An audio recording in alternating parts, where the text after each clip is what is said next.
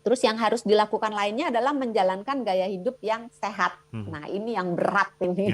Iya, betul, betul, betul.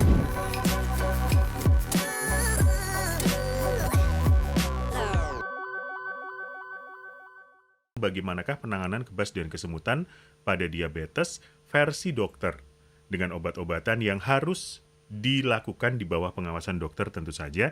Nah, apa yang bisa dilakukan secara mandiri di rumah? Mari dokter. Iya, yang paling gampang yang ada di dapur jahe. Dokter Oke. Santi hobi banget sama Oh, jahe ya. jahe itu sepertinya ajaib ya, mujarab gitu.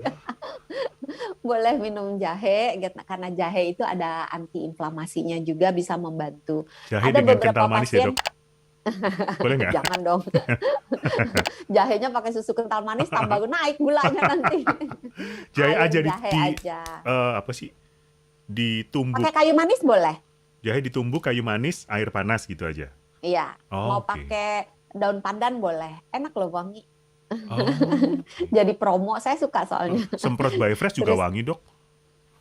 ya, iya sih, ya bener juga sih. Nggak boleh nyebut merek loh. Maaf, Kan maaf, nggak maaf. pasang iklan. Maaf. Oke, jahe. Ya, eh, ada juga pasien yang mendapatkan rasa lebih enak ketika dipijit. Mau dipijit boleh, Oh, tapi jangan boleh. keras-keras ya. Terus ada juga yang rasa enakan setelah mandi air anget, Oke. boleh gitu ya.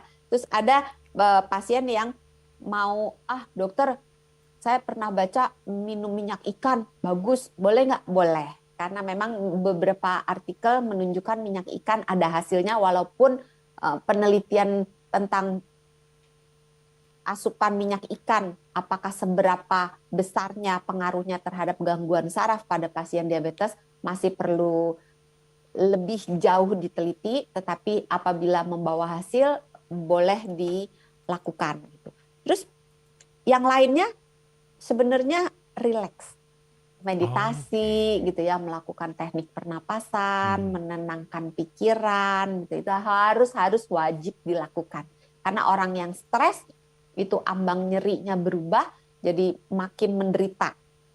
Terus yang harus dilakukan lainnya adalah menjalankan gaya hidup yang sehat. Nah, ini yang berat ini.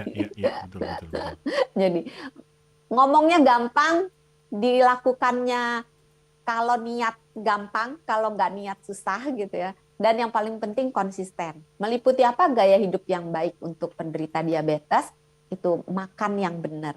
Jadi mengurangi karbohidrat, menjaga kadar karbohidratnya, makan makanan yang mengandung lemak baik, protein, terus makan makanan yang tinggi serat, makan makanan yang sedapat mungkin, sedekat mungkin dengan alam, jadi menjauhi makanan-makanan yang diproses di pabrik, apalagi yang prosesnya macam-macam.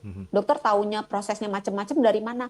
Lihat aja komposisinya, kalau makin banyak namanya yang kita nggak kenal, nama kimia udah kayak pelajaran kimia gitu, itu lebih baik dihindari gitu. Kalau isinya cuman isinya misalnya apa ya yang jagung manis.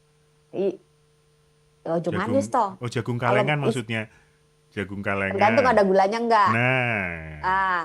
Kalau misalnya gini deh, kacang misalnya, isinya kacang tanah, garam, apa gitu. Nah, kalau isinya aman semua, tapi kalau garam kebanyakan juga nggak boleh. Susah ya kalau hidup sehat ya. Oke. Jadi mendingan beli kacang tanah segar gitu maksudnya ya. Ya, beli kacang tanah segar, dioseng sendiri atau direbus gitu, dinikmati, itu semakin dekat dengan alam itu semakin baik. Jadi makan makanan yang bergizi seimbang, lengkap, dengan kadar serat yang tinggi, kadar gula rendah, kadar garam rendah, terus mengandung lemak baik. Kemudian ini yang susah gampang, olahraga dan aktif bergerak. Jadi kadang-kadang ngerasa nyeri, rasa panas, rasa kebas, itu membuat orang yang udah tadinya males olahraga tambah males. Iya benar. Iya, tapi harus dipaksa. Karena dengan kita melakukan olahraga, itu bisa membantu peredaran darah supaya jalannya lebih lancar, membantu moodnya menjadi lebih baik, karena kalau kita olahraga keluar hormon yang namanya endorfin. Endorfin itu seperti morfin, tapi dibuat di dalam tubuh kita yang bikin kita happy. Nah, kalau kita happy, biasanya rasa nyeri itu kita lebih bisa tolerir gitu. Jadi olahraga sangat membantu dari semua sisi. Jadi hanya mungkin perlu diperhatikan untuk pasien-pasien diabetes, kaki itu merupakan bagian tubuh yang paling harus dijaga karena banyak sekali kasus diabetes yang tidak mau menjaga atau tidak tahu cara menjaga kakinya dengan baik, yang ujung-ujungnya nanti akhirnya amputasi jari atau amputasi kaki. Nah, pada saat kita akan berolahraga, pilihlah kaos kaki yang tepat, pilihlah sepatu yang tepat, dan pilihlah jenis olahraga yang tepat.